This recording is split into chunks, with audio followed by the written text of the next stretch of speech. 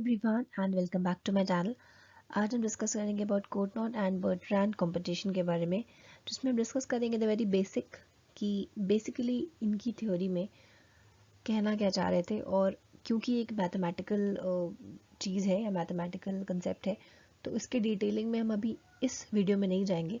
हम इसमें सिर्फ बहुत ही जनरल डिस्कशन करेंगे, एक थ्योरेटिकल डिस्कशन करेंगे कि what does it all about. So let's start. सबसे पहले हम आ जाते हैं कोटनॉट के ऊपर और उनका इंट्रोडक्शन देखते हैं। Father of this model is Antoine Augustin Cournot. कोई आपसे कहे तो इनके फादर हैं अगस्टीन कोटनॉट। इसमें ये कहते क्या है, it is a model use to describe about an industry. इसमें एक इंडस्ट्री के बारे में बताते हैं in which there is a competition, जहाँ पर कॉम्पिटिशन चल रहा है between the companies on the quantity of output. ठीक है, आप एक चीज़ हमेशा याद रखें कि जब भी आप कोटनॉट पढ़ें उसमें जितनी भी इंडस्ट्रीज़ हैं, अगर उसमें कोई भी कंपटीशन हो रहा है या कोई भी कॉन्फ्लिक्ट हो रहा है तो it is always regarding the quantity. कभी भी प्राइस को लेके कोई कंपटीशन नहीं होता। It is always the competition based on the quantity जो कि प्रोड्यूस की जा रही है उन इंडस्ट्रीज़ में, which is decided independently at the same time. Each firm takes the quantity set by its competitors. Usually आपने देखा होगा कि अगर कोई एक कंपनी है वो किसी एक बॉलीवुड के सेलिब्रिटी से अपना ऐड कराती है तो दूसरी कंपनी भी वही सेम चीज़ करती है। कोई कंपनी अपनी कोल्ड ड्रिंक के प्राइस को कम करती है तो दूसरी वाली भी उस अपने प्राइस को कम कर देगी। But when we talk about the Cournot, तो इनके हिसाब से जो इंडस्ट्री है वो क्वांटिटी ऑफ प्रोडक्शन के ऊपर कॉम्पीट करती है, ना कि प्राइस के ऊपर, ना ही एडवर्टाइजिंग के ऊपर, ना ही प्राइसिंग पॉलिसी के ऊपर, ना ही किसी और चीज़ के ऊपर। वो सिर्फ और सिर्फ क्वांटिटी जो वो प्रोड्यूस कर रहे हैं उसके ऊपर कंपटीशन करते हैं। Each firm takes the quantity set by its competitors. उनके कॉम्पिटिटर ने क्या क्वांटिटी सेट करी है उसके हिसाब से वो अपनी खुद की क्वांटिटी को सेट करते हैं। Evaluates and interprets its own residual demand, और फिर अपनी डिमांड उसके हिसाब से देखते हैं, and then behaves as a monopoly. कुछ फीचर्स आ जाते हैं इसमें। हम जिन फर्म्स की बात कर रहे हैं उनका नंबर फिक्स है, बढ़ नहीं रही घट भी नहीं रही, कोई कॉपरेशन नहीं है क्योंकि एक दूसरे के कॉम्पिटिटर्स हैं। Firms compete in quantities rather than prices. There is more than one firm, एक फर्म से ज़्यादा है इसलिए कंपटीशन होगा। प्रोडक्ट इज होमोजीनियस, जो गुड बन रहा है वो बिल्कुल सेम है। Firms have market power and the decision affects the price. क्योंकि एक मार्केट में पावर है तो अगर एक कोई फर्म डिसीजन ले रही है तो उसका डिसीजन दूसरे के ऊपर भी इफेक्ट डालेगा, and in the case of अगर प्राइसेस हैं तो प्राइसेस के ऊपर भी इफेक्ट होगा। फर्म्स आर रैशनल, फर्म जो है वो समझदार है और वो स्ट्रैटेजीज के ऊपर काम कर रहे हैं। Then comes seeks at maximising profits at their competitors decision. Competitor क्या डिसाइड कर रहा है उस हिसाब से डिसीजन लेना एंड प्रॉफिट गेन करना। अगर कॉम्पिटिटर ने डिसाइड किया कि क्वांटिटी बढ़ा देंगे तो ये भी क्वांटिटी बढ़ा देंगे और प्रॉफिट गेन करेंगे। अब आ जाते हैं बर्ट्रांड। इस मॉडल के फादर थे Joseph Louis Francois Bertrand. It is a model where firms compete on price. अब ये जस्ट ऑपोजिट है, वहाँ पर कंपटीशन हो रहा था क्वांटिटी के ऊपर, यहाँ पे कंपटीशन हो रहा है प्राइस के ऊपर।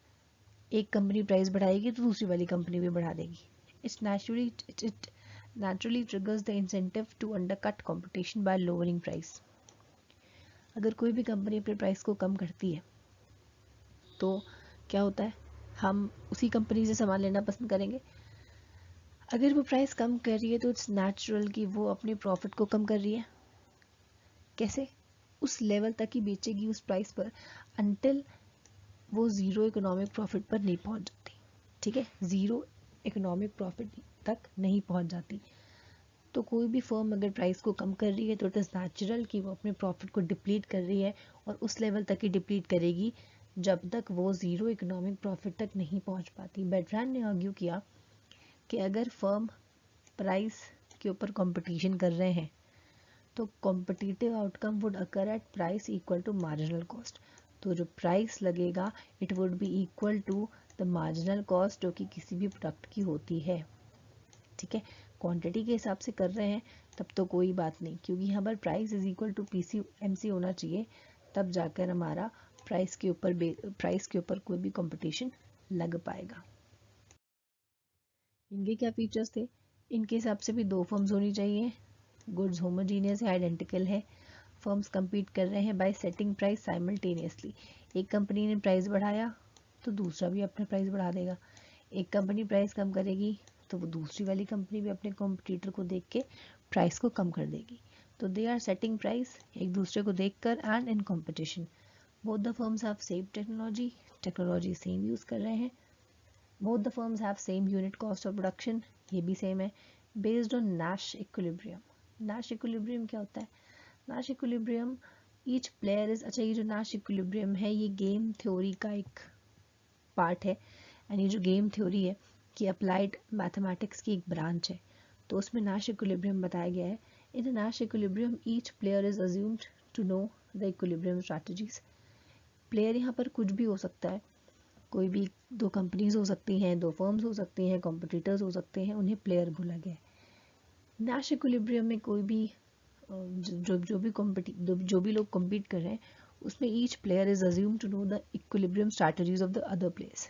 इसमें अगर दो लोग कम्पीट कर रहे हैं, अगर मैं बोलूँ ए और बी, अगर ये दो हैं तो इनके बीच में नैश इक्विलिब्रियम कैसे होगा?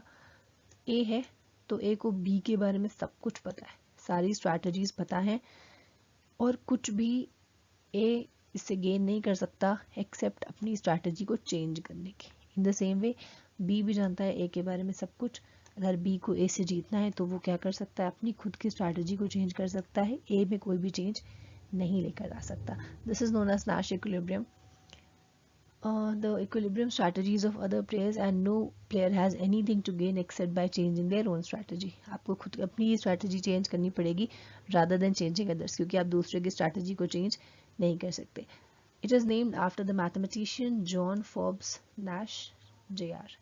इनके नाम के ऊपर ये नैश इक्विलिब्रियम का जो थ्योरी है वो रेस्ट करता है। So thank you, I hope आपको समझ में आया होगा। ज़्यादा कुछ था नहीं थ्योरेटिकल, क्योंकि मैंने बोला था ये एक थोरो मैथमेटिकल पार्ट है, तो फिर भी अगर कोई डाउट होगा आपके अंदर तो हो सकता है वो क्लियर हो गया हो। If you like the video, share, like, subscribe कर सकते हैं। Join me on Facebook, economics hub is the name. Join me on Telegram for all notes.